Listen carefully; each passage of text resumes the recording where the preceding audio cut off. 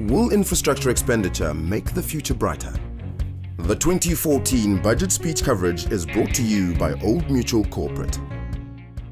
Welcome back. Joining us now are Andrew Davison, who's the head of investment consulting at Old Mutual Corporate, and Anthony Chait, who's the CEO of ZERIDIUM, and Kevin Algeo, who's the head of IG South Africa. And we still have George Glenos, who's the MD of ETM Analytics, and we'll also have Johan Tro Troskie, who's a tax analyst, and Lisiba Mutata, investment solutions economist. And also we have Zweli here still with us. Do remember that our lines are still open for discussion, or if you want to pose your questions. So give us a call on 011 384 0598. That's 011 384 0598. Now, gentlemen, we have had the previous, just before the break, we've heard what everybody has had to say. You've just joined us now. Maybe you can just give us an overview of what you made of the budget.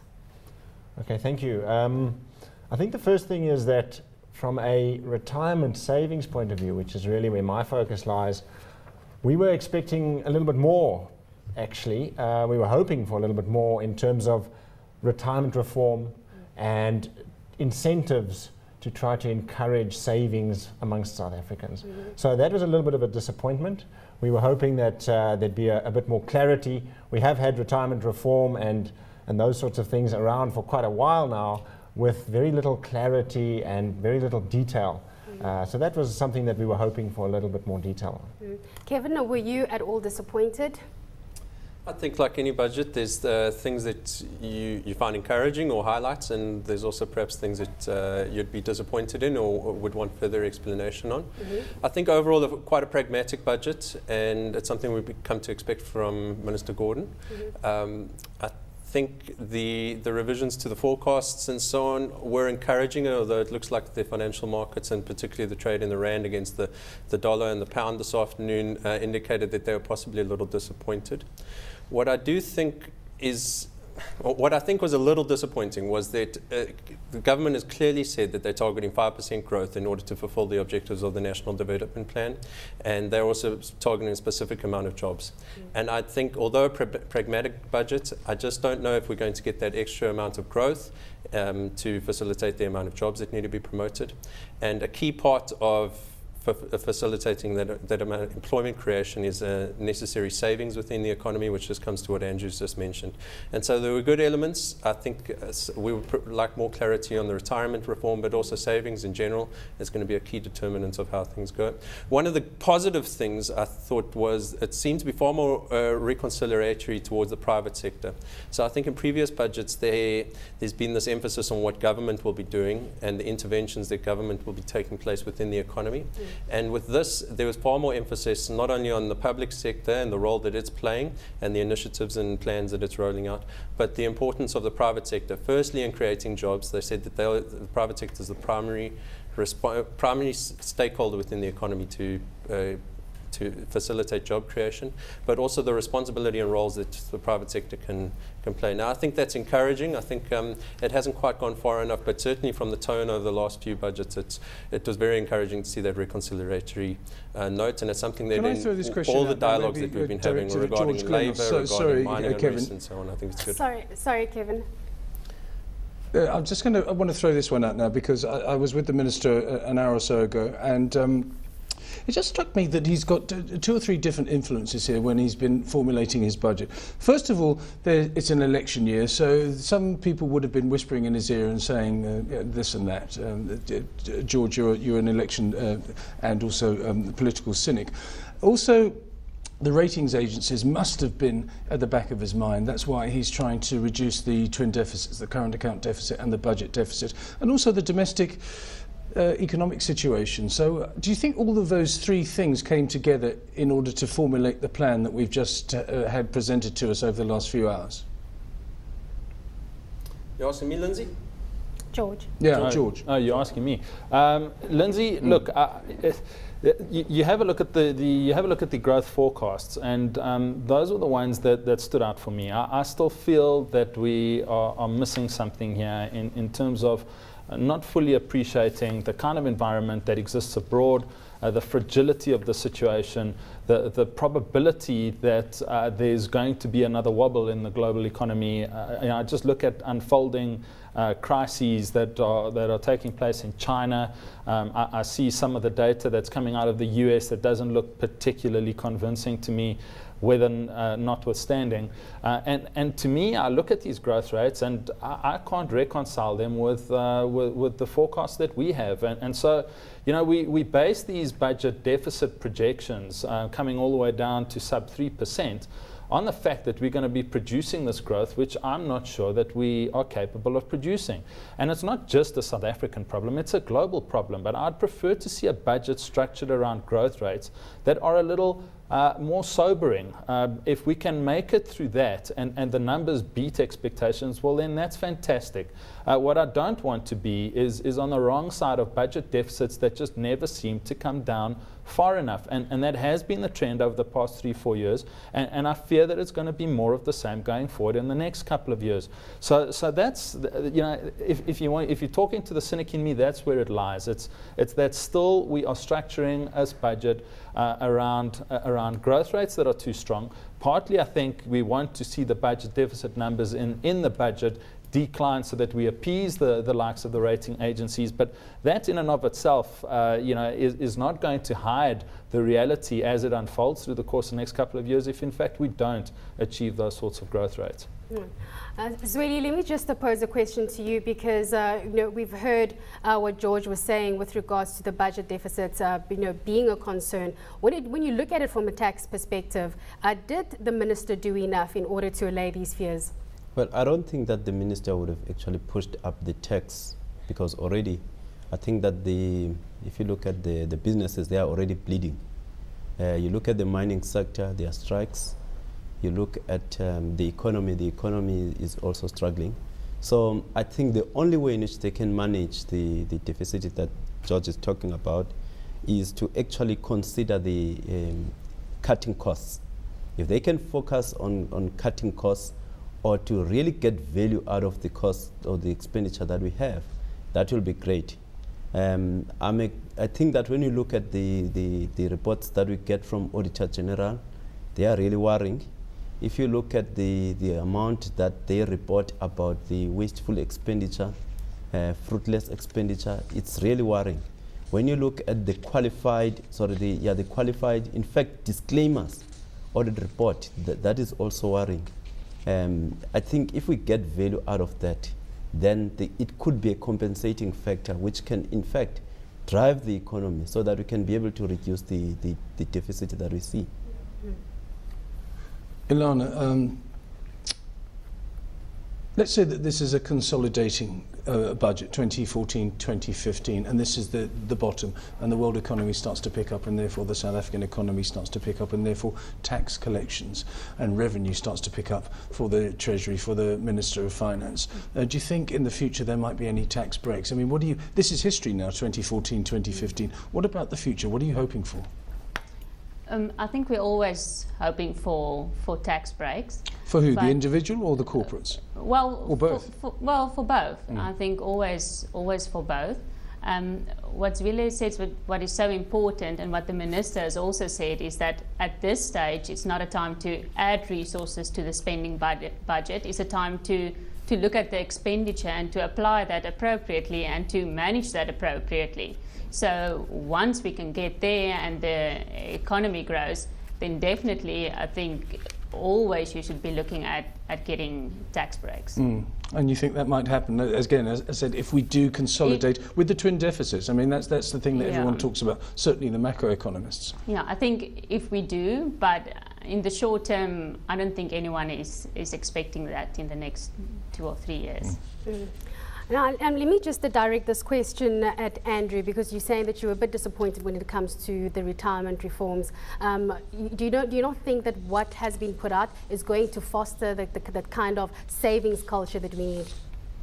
Well, I think the first thing is that the retirement reform documents and discussion papers that have been released over the last year or so, we've been very impressed with, actually. And I mean, they really are very well researched, well thought out documents that tackle a lot of the issues that are actually plaguing individuals who are trying to save for retirement. And what we're really hoping is that, similar to what George was saying, less talk and more action. So the papers are great, they're wonderful, but we need to see them implemented, because that will really make a big difference in terms of the man on the street who actually needs to be able to retire comfortably and save enough. And we know that South Africans, like the rest of the world, are living longer. And at the same stage, or at the same time, we're saving even less than we ever have before.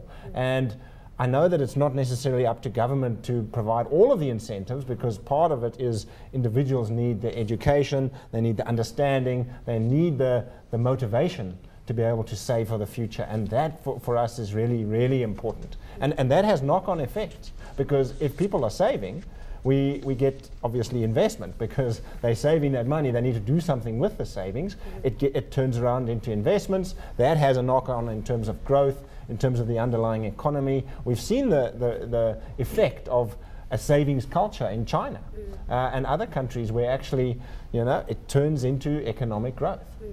To mention just on that point, I don't know who wants to answer this question, but I was speaking to a very prominent grocer yesterday on the occasion of his company's results. And I said, if you were going to ask Pravin Gordhan a set of questions, what would they be? And he said, well, ask him if he would be frustrated by the fact that there are so many committees, so many meetings, so many plans that are put forward, including the NDP, and yet they never get acted upon. And there are so many barriers to doing business, whether it be a barrier to what he wanted, of course, was e-tolls being exempted for his trucks going through, so that the retailer would benefit and also his customers would benefit. But do you think that there's a frustration with the minister, with other areas of government? In other words, there are barriers for him doing his job? Who wants to answer that one? I'll have a go. There's George the cynic. Yeah, no, George the cynic. Yeah, it's a clear case of, as far as we're concerned, there are a number of issues that they've got to tackle, and the way they've got to tackle them is by being as pragmatic as possible. Being pragmatic, and I think Andrew raised some absolutely brilliant points. We touched a little bit on the savings a little bit in this budget, but looking at things like a 30,000 rand limit, where interest on 30,000, I think it was, would be exempt from tax. That's just simply a drop in the ocean. If one has a look at the savings culture of South Africa over the past 20 years, there's been a very steady and very clear deterioration. Not all of that is a problem for the fiscus, at least some of it is, but I think we also need to focus on things like the monetary policy regime in this country, the fact that the Finance Ministry tasks the Reserve Bank with its inflation targeting policy, and I don't know that the inflation targeting policy as it currently stands right now does anything to attract the kind of savings that this country needs. So there's actually so much, Lindsay, that we need to be focusing on, and I find that we get caught up in issues such as the e-tolls and some of the fluffy stuff in the budget, and somehow we're scoring the own goals in doing the basics right. And it's the basics that I think speak to that pragmatic approach that I was looking for. And I would say, if anything, it's not that I was particularly disappointed with this budget versus others. I've been disappointed with the budgets over the past 5 years because I don't think that they've dealt with the basics in a strong enough fashion. And if one has a look at the numbers of the South African economy, it speaks to exactly that. We're running huge deficits in this country. Very little's being done about it. Our unemployment rate has barely decreased at all, despite the fact that this is part of the NDP, despite the fact that it's part of so many other programs that government's putting forward. The budget deficit just hasn't shrunk far enough. We've had 2 ratings downgrades. The path hasn't been particularly good. And again, I'd talking to Whitey Bason's comments, it's really about doing the basics right. And I think that's what it's about. Less talking, more action, and getting the basics done. I didn't say Whitey Person, by the way. I just said a prominent grocer. You said that. I said it. I just want to bring Kevin into this conversation because in the beginning we heard George saying that with regards to what he made of the budget speech, it was a masterful political speech. A producer of ours from Cape Town, when she sent through the notes, she said this was a lot like the State of the Nation address. Looking at this budget speech, do you think that it would have been better for it to have taken place after elections? You know, it's interesting in managing the election story. It's not the same situation that we have in, say, Europe or the US, where approaching an election, they've got a major election balance to carry out. Here, we're pretty sure that the ANC is going to win the next election. We're pretty sure that we're going to have the same administration. And so from a certainty or a continuity of policy perspective, I don't think there's a lot that actually changes because it's an election year. Certainly not as much as we'd see in another more tightly run race internationally. And as a result, you'll hear some comments that there were a few freebies or a few handouts. And particularly we've seen that perhaps in the past. But I don't think it's in the same context that we have here in South Africa. I agree with George on disappointments about the budget, and not only this year, but over the last several years. But I do think it's important for us to be pragmatic about what is being done, and there's only a certain amount of things that he can touch on within an hour speech, and it's an entire country, so there's a lot to get through. But I do think not only does the Minister and Treasury need to be pragmatic in various ways, and I think he touched on a few of those points, but I think we as South Africans need to be pragmatic as well. There are constraints on what can be done in this environment. Secondly, a perennial discussion that always comes up on support for small businesses is whenever you're around a dinner table, we'll always get into the discussion about how not enough is being done for small businesses. And yet then when I ask, well, what do you think of the policies that are already in place? Most small business owners are going, well, what policies are there in place? And there are actually various categories of policies in place, and then you can argue about whether they're actually working or not and to what extent. But I do think as South Africans, we're not pragmatic about taking what is in the budget and applying it to the context in which we're involved in society or communities or business. And so the discussion shouldn't be about, are we doing enough for small businesses? It should be about, well, what about the policies, existing policies don't we like or should be changed? And Minister Gordhan touched on that. He said 2 of the policies that are already in place will be amended or altered because I think after some reflection they're not sufficient. And also the Davis Commission on tax review is also looking at some of the tax changes that can be done. So I think we can be more pragmatic, and coming back, being more pragmatic ourselves. I mean, touching on the savings, Andrew, you touched very well on the fact that government can provide further incentives and clarity and get not only through the process of talking but doing, and you touched on the role of what individuals can do in order to save more. But there's a third aspect in the stakeholders there, and that's the product providers, which would be Old Mutual. And so, from a pragmatic perspective, what would Old Mutual like to see in terms of the retirement reform and savings? Yeah. Okay, Ilana, let's have a look at the tax side of things, because one thing, it's very simple to me. I mean, I'm a simple person. You get a certain amount of money in, and you've got an inbox and you've got an outbox, and he's got a fiscal inbox and a needy outbox, and the two don't match up this year. In the future, don't you think that the tax regime should be simplified? Don't you think there would be more income from the taxpayer if it was simplified? I mean, this isn't to do with the fact that there's more people paying tax, and there will be in the future, hopefully, because the economy will grow. Don't you think there should have been some word on making it a lot easier to pay tax? I think, Lindsay, that there was. I mean, what the Minister said is that they are looking at making tax compliance easier. The one specific example is on registration for tax. He said that there will be a process of one registration. So exactly which taxes that will cover, VAT, income tax, PAYE, we're not sure yet. But definitely that looks at making it easier. Similarly with small businesses, it seems that the proposal will also make that easier. But I agree completely. I mean, the costs to comply are really high, and it makes it so difficult for businesses. Yeah, and onerous, and people because the number of forms. And I mean, it's lovely that it's all gone online and everything. But on the other hand, I see queues. I mean, we've got a SARS office just around the corner here, 2 blocks away. I see queues and queues and queues of people. It's soul destroying. Yeah, and I think another point which he raised, which adds to that, is is making it easier in a country like ours to give. And what the minister said was looking at public benefit organizations or charitable foundations, as he called it, to where certain of them are restricted in terms of the amounts of funds that they need to distribute every year, and making that less restrictive. And I think that's also an example of making the tax system work easier to the benefit also of the country, and to enable donors and people that want to support charitable foundations, for them to make it easier to do that, because currently it is not. Tamisha? Yeah. Well, I think Kevin had posed a question to, you posed the question through to Andrew, and you're about to answer that. I'm not sure if you maybe want to, for the benefit of our listeners who didn't hear that, if you want to reiterate that question again. Yeah, just in terms of the retirement reform and the savings, there's a number of stakeholders in the industry that need to play their part, and the government's trying to incentivize a change in behavior.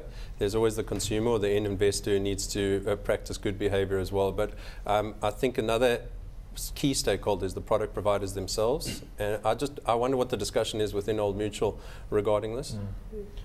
Yeah, I mean, I fully agree that like we're doing with a lot of this budget process, everyone's pointing fingers at everyone else and saying, but it should be government, it should be private, it should be the individual. It's a partnership, and actually we need to make sure that everyone has the goals or common goals that they're striving for. So I would agree that the individual has a role to play. I totally agree that the product providers have a role to play. And I think the role that the product providers have to play is in trying to simplify the environment and educate the consumer. You know, there was always that old adage that life insurance needed to be sold and policies needed to be sold. They weren't actually bought because people didn't even realize that the need existed in many cases. That can't be the case. It has to be that the consumer understands what they need and that the environment is simple enough that they can make an informed choice. And that's where, certainly from an Old Mutual point of view, but I don't want to say that it's only Old Mutual. I think there is an awareness amongst the industry that we need to simplify the environment. We're not even there by a million miles. I mean, there's a lot of work to do. And if we can achieve that, I think that makes it a whole lot easier for everyone to achieve the right goal, which is that people can save enough for retirement. And the one thing that I think is really important is things like defaults, things like the things that are available automatically almost, so that people don't even have to make a choice from 1,000 options. A good option is right there in front of them. And that, I think, is really, really important. Andrew, you spoke about simplifying the environment. Now, Finance Minister Pravin Gordhan revealed a range of business incentives. Let's take a look. Increased support and tax relief for entrepreneurs and small businesses is proposed. Incentives for industry are strengthened, including funding for special economic zones. Nearly 500,000 subsistence and smallholder farmers will receive training and financial support from the budget. Zweli, let's come to you with regards to that. He was talking about financial assistance for farmers. There have been a lot of tax incentives as well. What do you make of what Pravin Gordhan was saying? I think the context to that is to have an understanding that the government is already investing a lot in businesses in a form of incentives. So I think what Pravin is doing in this case, the minister is trying to emphasize that they are going to continue to do that. Now they are going to even look at small businesses and say, for small businesses, instead of getting just the incentives, there's going to be a possibility that if you've overpaid tax, you're going to get certain refunds. Or if you are entitled to certain incentives, instead of just getting the incentive in a form of a tax shield, you'll get a refund.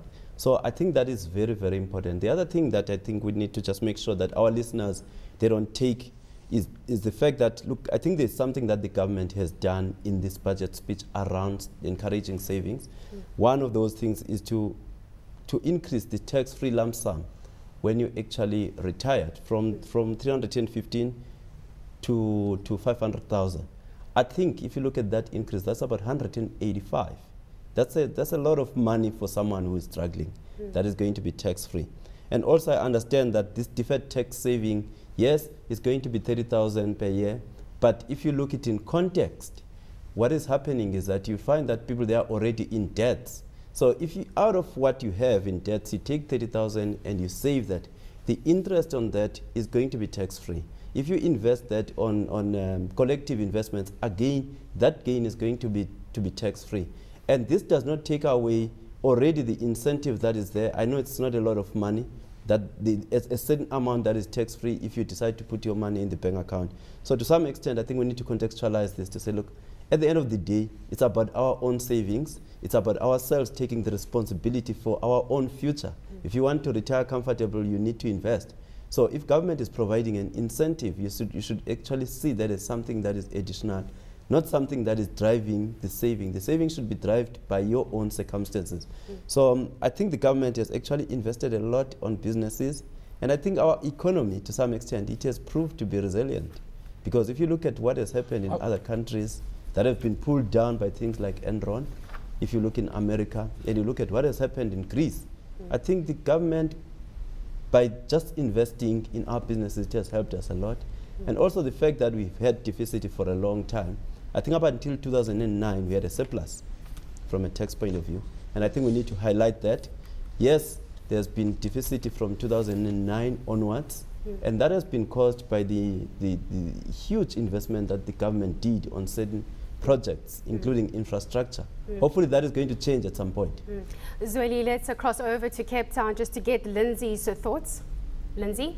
No, I was just talking about that. I was just wanted to go back to the small business aspect of the budget. And I think, without being unkind to the Minister, he's been paying lip service only to the small business sector. I know that small businesses I speak to will not employ people, for example, because it's too onerous. First of all, the skill set is not there. But secondly, if they want to get rid of the person that they've employed, a small business, then they simply can't do it. And again, it's all to do with removing the barriers and the hurdles. George Glynis, I'm sorry to target you, but you're the cynic, and I know you might be on my side here. I think there should be something in the budget that is more expansive and says you can employ people and you can get rid of them. Maybe it's not within the ambit of the budget, but that seems to me the best way to create employment and therefore increase the tax base.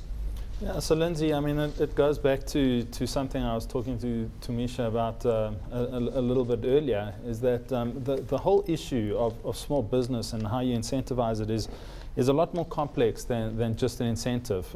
Putting an incentive there in and of itself doesn't excite me all that much. To give me a discount, for example, to go and employ a new youngster, well, I'm not going to employ them in the first place if it's going to be, as you put it, so difficult to get rid of them if things should turn sour and I need to retrench some of my overheads. So there's a lot more to these things than just simply putting out there some form of a discount to the business. It's to be welcomed for sure. So I don't want to be too negative about these things. I'd prefer it to be there than not. I'm just not sure that it's going to be the silver bullet. I think we need to be looking far more broadly at South Africa's industrial policies. We need to be looking at the kind of role that government is playing and the increasingly interventionist role that government is playing, choosing itself where to allocate these subsidies, bearing in mind, of course, that whatever subsidy they offer to one sector of the economy, it's being funded from somewhere else in the economy. So somewhere there must be some kind of a deficit, whether it be on the social side, whether it be on the infrastructural side. It's got to be funded somewhere, or whether it be straight out of the taxpayer. To my mind, the smaller the government, the better, and that's going to be the best way to promote economic growth and employment going forward. Gentlemen, we do have a caller on the line. We have Curtis. Curtis from Edenvale. We are listening. Hi. Just a question of, the minister referring back to a 50% budget, that has come back and that the various ministries have spent wisely.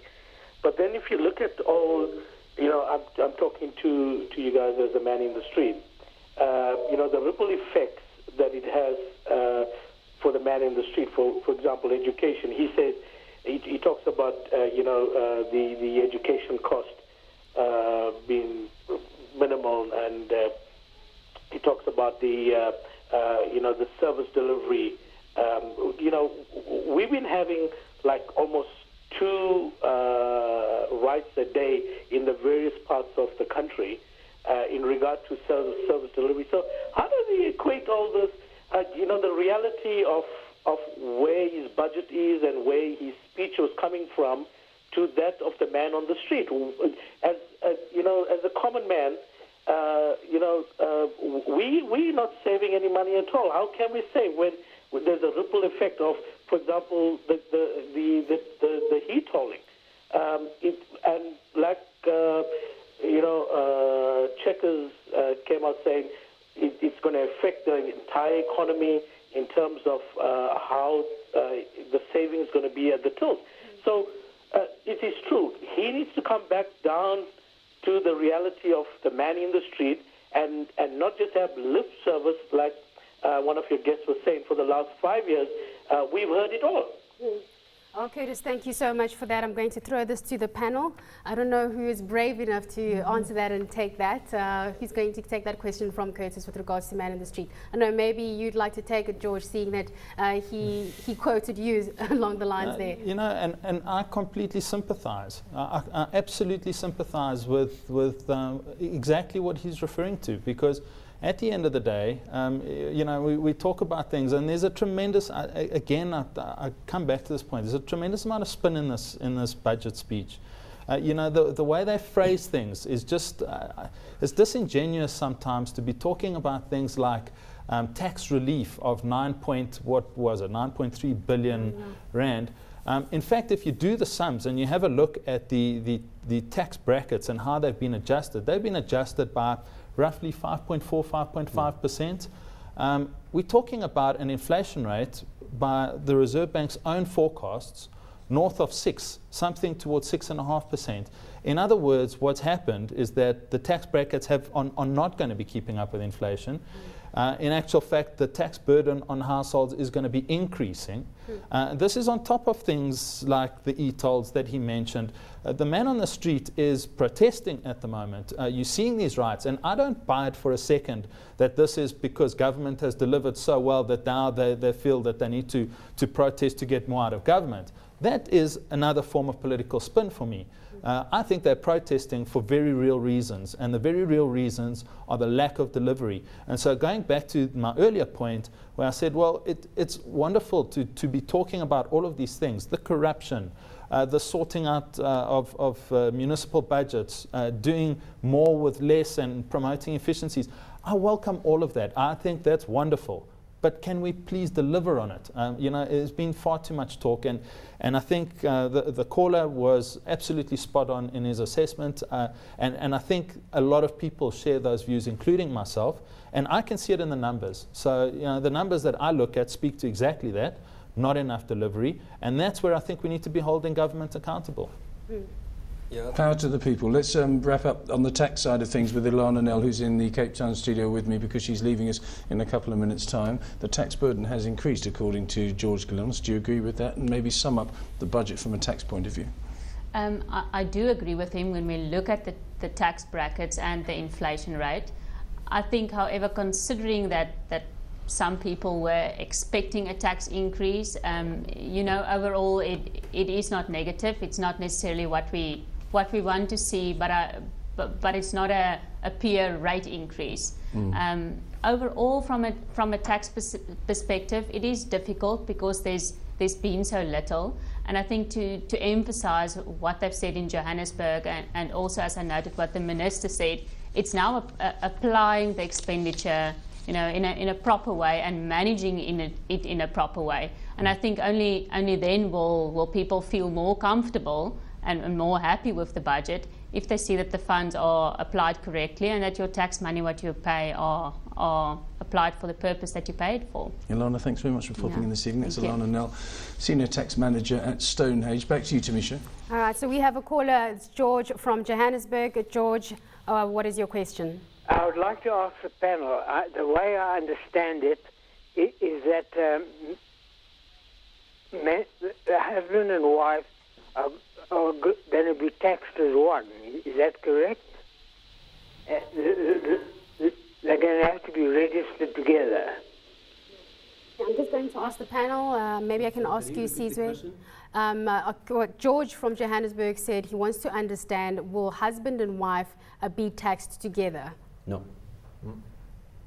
Now, George, I mean, I'm not sure exactly what you're referring to there, but there was no mention of any combination of spouses into one from a tax point of view. So if you're talking about that increase in the lump sum allowance from 315 to 500,000, that's not on a joint basis. So that applies to each individual.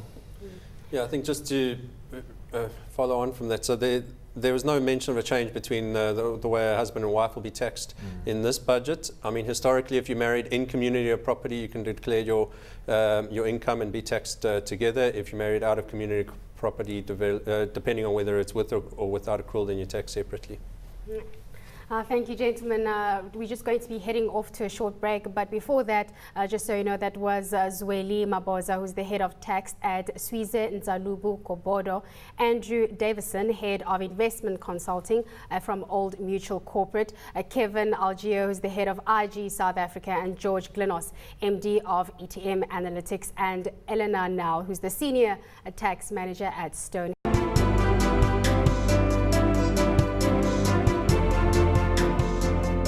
Welcome back. We are continuing our analysis on today's budget. We are now joined still by Andrew Davison, who's the head of investment consulting at Old Mutual Corporate, Kevin Algeo, who's the head of IG South Africa, Johan Troskie, who's a tax analyst, and Lisiba Mutata from Investment Solutions and economist. And we also have Anthony Chait, who's the CEO of ZERIDIUM in Cape Town. I hope I got that right, Anthony.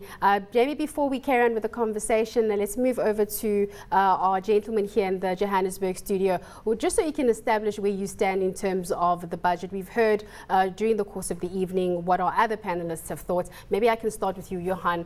Where do you stand in terms of what you saw today? Thank you, Tumiso.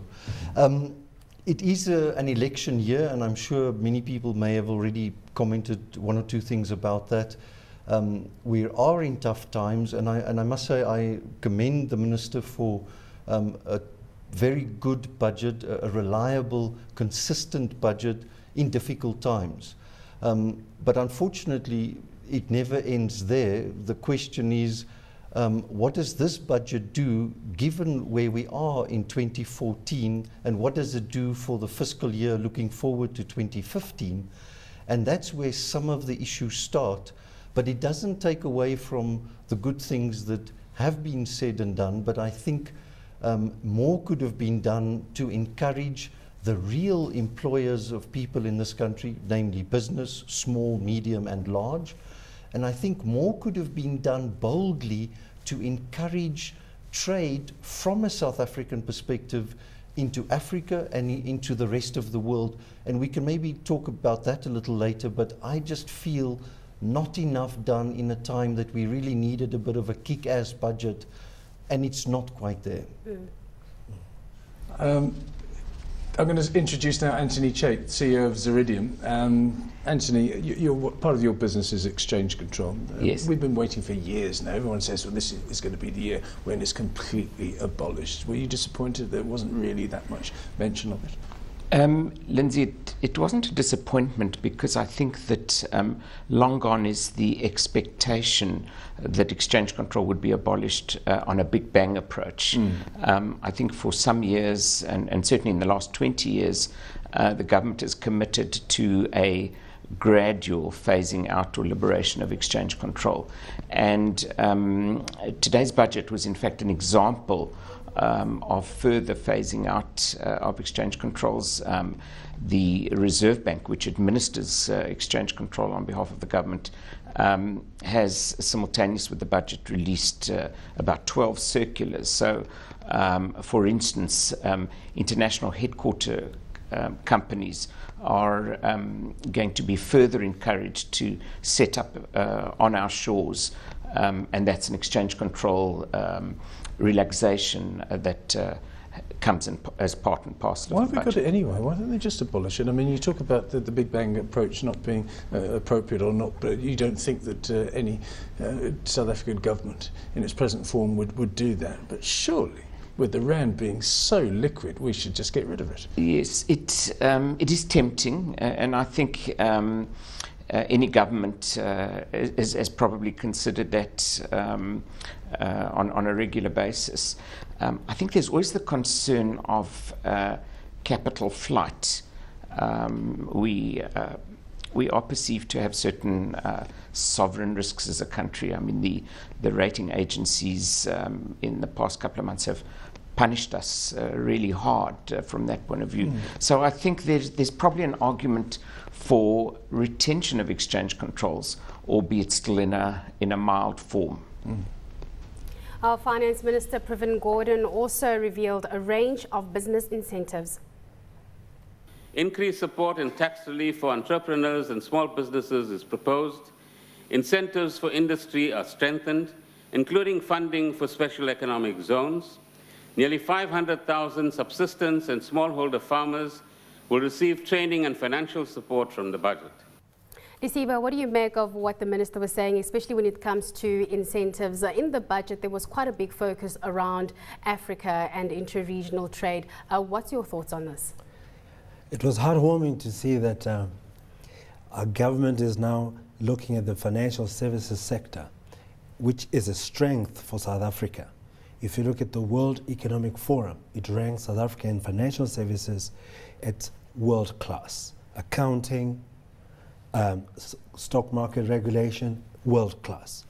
So what has happened now is, and this is heartwarming to me, to find out that we are now positioning South Africa as a financial services hub for the whole of the continent. And that is an important, it's an important improvement that has happened, because as you see, they said that the fund management industry, they will simplify how one can get foreign exposure, making the fund management industry particularly to be a hub of activity in Africa. That is really quite encouraging from that perspective. Lindsay. What's not quite encouraging, though, unfortunately, Anthony Chait, is that he says here, one of the headlines is NDP implementation will be hard. I know this is a subject close to your heart. Yes, indeed. In fact, one of the dangers of the NDP, and that was one of the projects of the Minister of Planning, Trevor Manuel, who has already indicated that he's not going forward. So in a way, he's a sort of a Moses who's denied the promised land. But I think that the NDP, or National Development Plan, should be reviewed. It should be workshopped. For example, there's nothing in the current National Development Plan to encourage entrepreneurship. So I think that this needs to be reviewed on a regular basis. But on the other hand, I spoke to Whitey Passon yesterday, and this is exactly what he doesn't want. He doesn't want any more reviews. He doesn't want any more workshops. He wants action. There's too many barriers to getting on with the NDP and with other initiatives, which are very worthy initiatives. Surely we should just get on with it. Yes, I think he has a point. A workshop is one thing, but in 3 months' time, that workshop will just be a workshop. No, I think that it can't be a talk shop, and there I would agree with Mr. Basson. There's probably enough talking, but as part of its implementation, it should be reviewed because dynamics change, and the plan should be flexible enough to take into account those changes from time to time.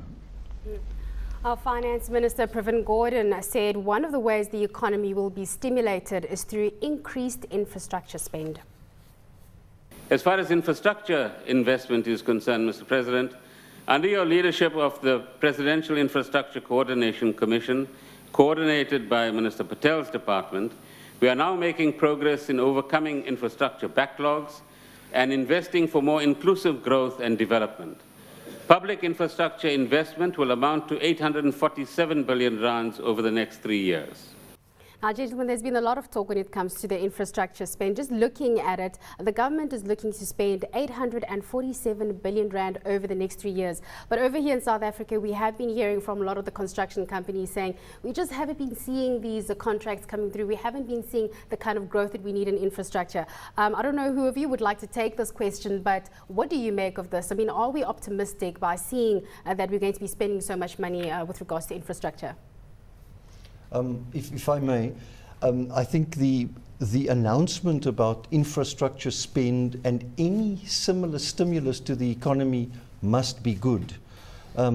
What is concerning about that potential spend is things that we have been hearing in the budget since 2012 about the procurement and the management of that on the expenditure side. And I would beg everyone involved to please now get to the point where we can manage the process so that the correct amount of money goes to small construction companies, to medium construction companies, and to the big ones, of course, but in a way that it actually flows through to the economy and to the people in the construction industry where it really matters and where the benefits will really be felt. Can I maybe comment as well? Yes. I think the thing about South Africans in the current environment is that we've become too internally focused. We're not, the world is a global place where, frankly, countries have to compete to be able to be successful. And unfortunately, I think we've got into a habit in South Africa of fighting internally. And that is a good example. Labour is on strike. The construction companies are either colluding or they're, blaming government for not spending the money. But then you've got government saying, well, the money's there, no one's spending it, and no one's actually, doing the right sort of things to actually build the stuff that we need fast enough and reliably enough. So, actually we just need to get together. We need to partner better. We need to solve our differences and start competing with the rest of the world. The same applies to the African opportunity. We're sitting down here fighting amongst ourselves, and actually there's this huge opportunity just north of our borders where supposedly they've got growth rates north of 5%, probably even 6%, and we're sitting with 2%, and we're wondering where can growth come from. But actually it's right there. We've just got to stop looking inwards and look outwards and say we've got a lot of good stuff, and we have. And the minister highlighted the good stuff, but we tend to focus on the negative stuff. And actually, we just need to resolve our differences, as I say, and get on and do stuff instead of planning and blaming and moaning and complaining. Anthony Chait in Cape Town is not nodding his head, he's shaking his head at those last comments. Anthony, please tell me why you're shaking.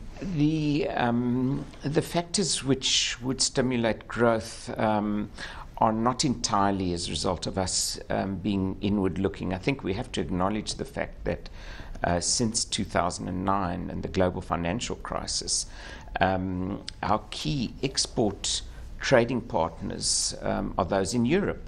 And they've had enormous constraints on their own economies. So with all the will in the world, yes, the continued strike action is a problem. The motor industry last year, between the assembly plants and the component manufacturers, I think it endured for about 12 weeks rather. That's far too long. But it would be nice if there was a recovery in our traditional trading markets, such as Europe.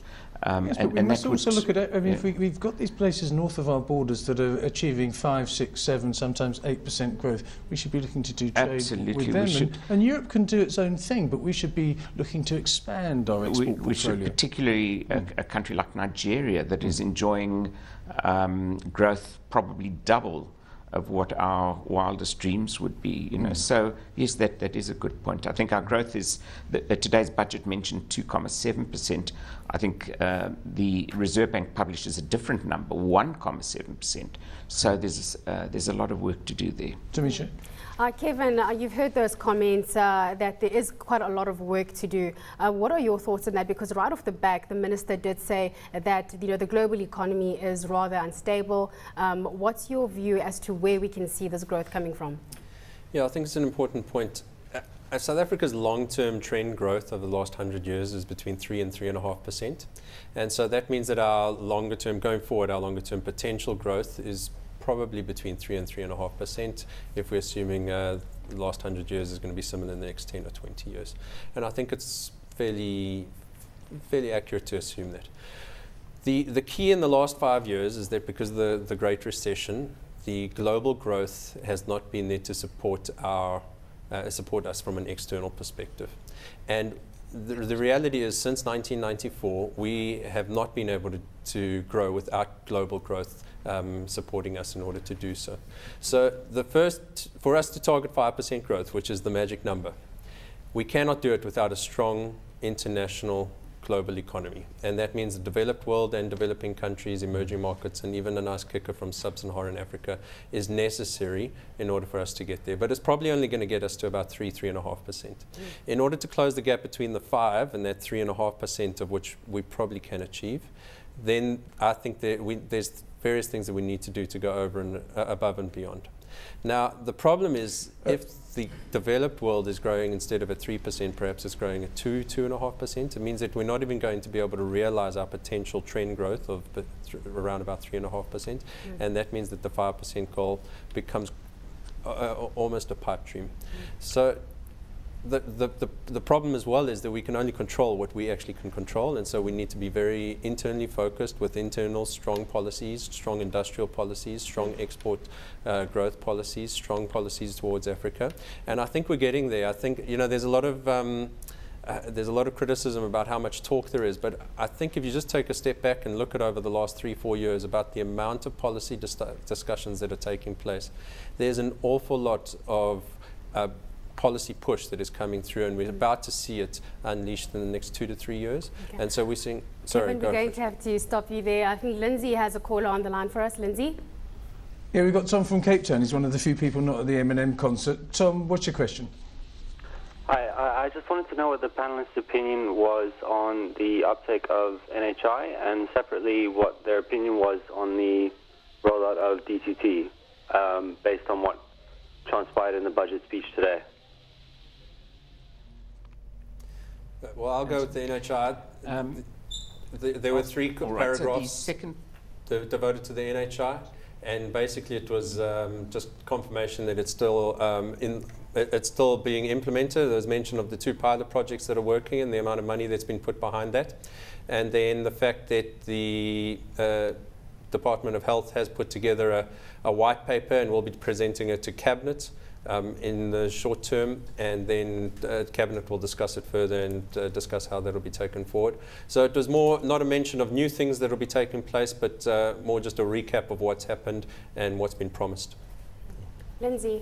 Let's get back to the infrastructure question if we can. Lesiba, I like the pronouncements about infrastructure. If you look at any potential breaks on African growth, everyone always says to me it's infrastructure, and you've got to break down barriers, and you've got to have this pan-African infrastructure network. South Africa doesn't quite go far enough. I mean, at a small level, I go to Johannesburg occasionally and I see potholes everywhere, and I think that's wrong, and that's part of infrastructure. There should be a high-speed rail link between Cape Town and Johannesburg, and between Johannesburg and Durban, and freight and everything else.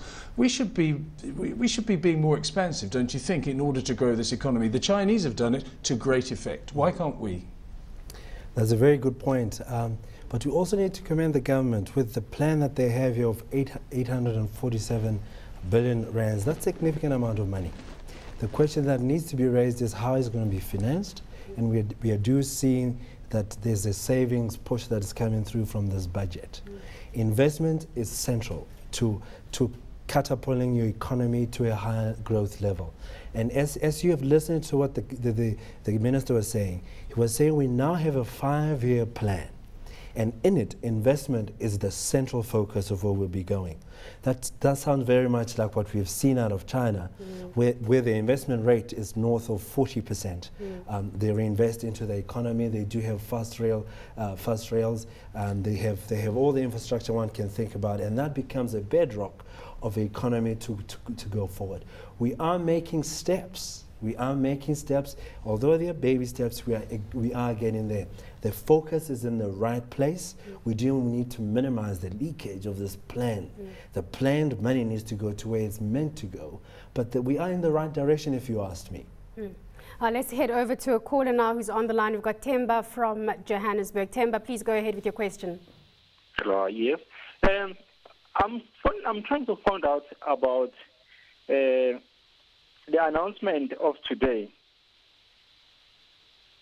What do they do with the tax and the how trains? Themba, so what they do with the tax that they get from the Gautrain, I'm not sure who's best to answer that. My eyes going towards Johan. Johan, who would be best? What do they do with the tax from the Gautrain?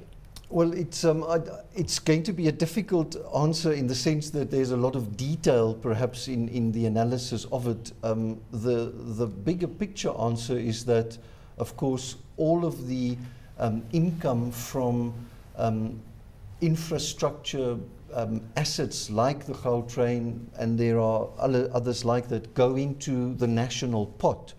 And it's distributed, of course, in the manner that the budget explains. If the question was perhaps more directed as to whether or not Gautrain specifically generates sufficient income from its investment, there's a lot said about that, and I certainly don't have the details about the Gautrain budget. I understand that it's not yet at break-even point, and that therefore part of what the budget today was announced will go towards financing the Gautrain, but I don't have the specifics of the budget for Gautrain in that sort of detail.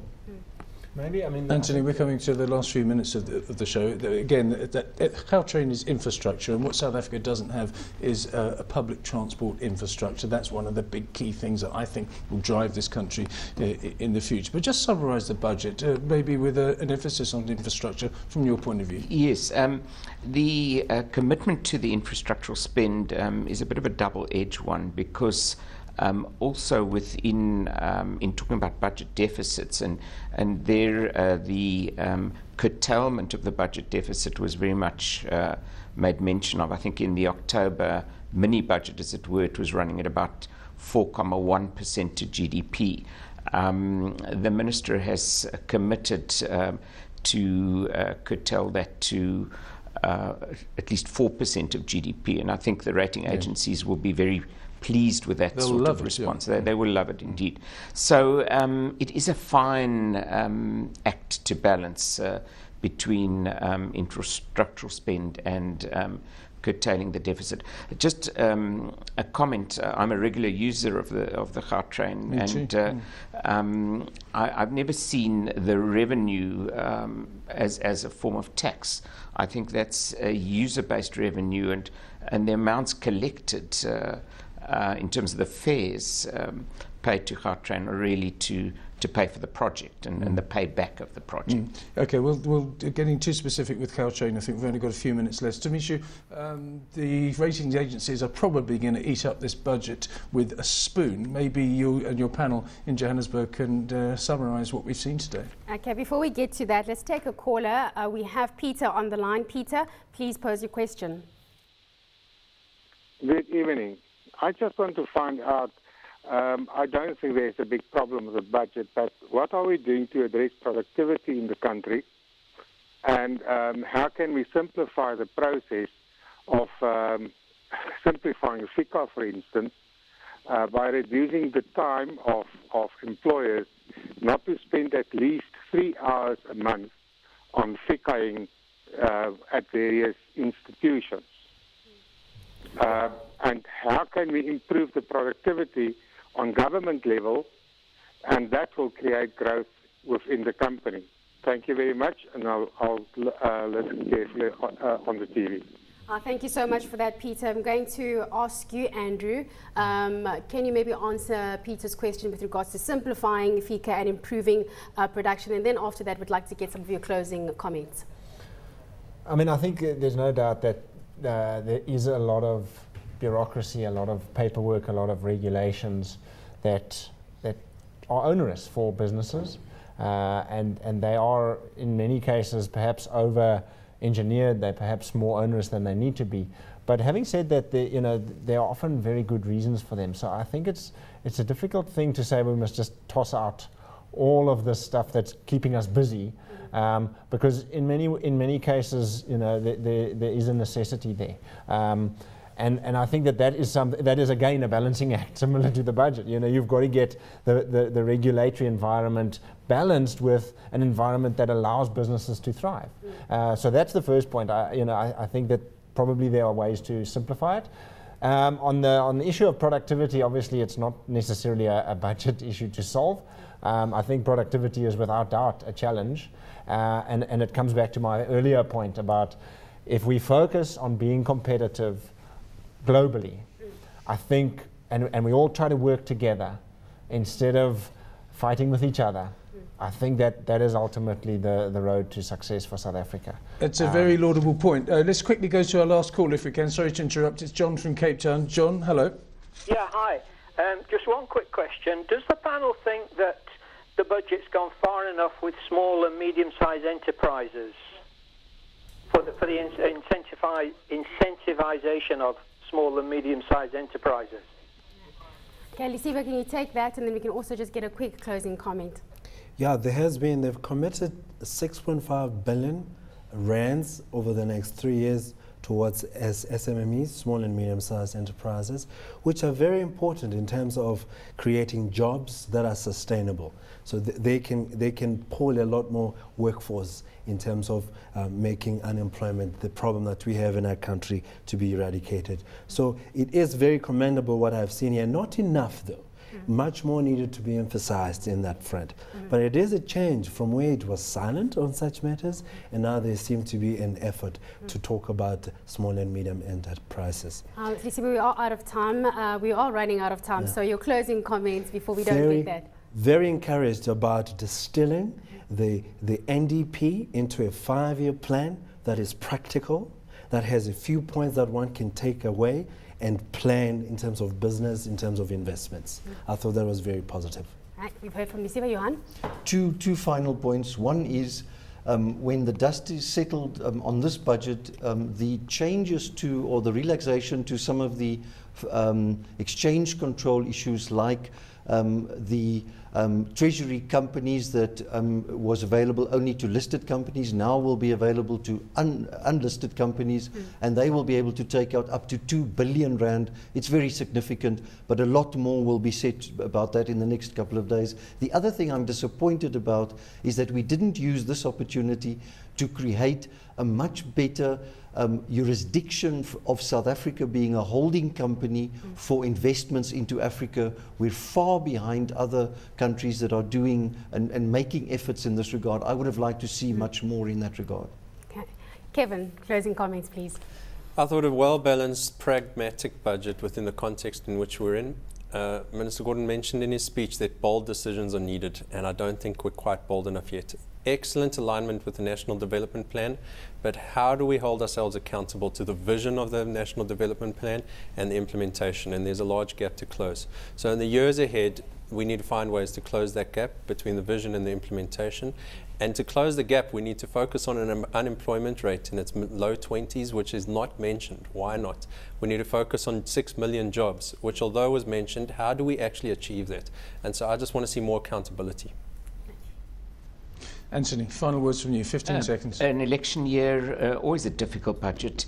I think the Minister himself is unsure of whether he'll be in the Cabinet or in that portfolio. So perhaps he's just getting the baton ready to pass on.